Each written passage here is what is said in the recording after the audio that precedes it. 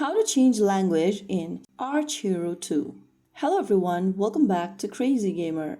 If you'd like to play Archero 2 in a different language, you can do so from the game's settings.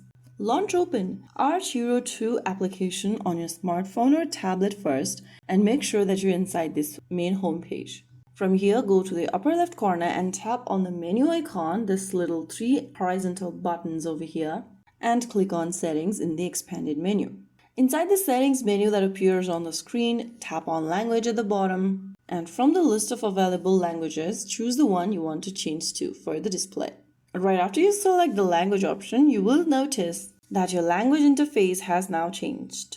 Now you can enjoy playing the game in the language that's most comfortable for you. So there you have it. If you found the video helpful, don't forget to like, share, and subscribe to our channel. I will be back again in the next video. Thank you for watching.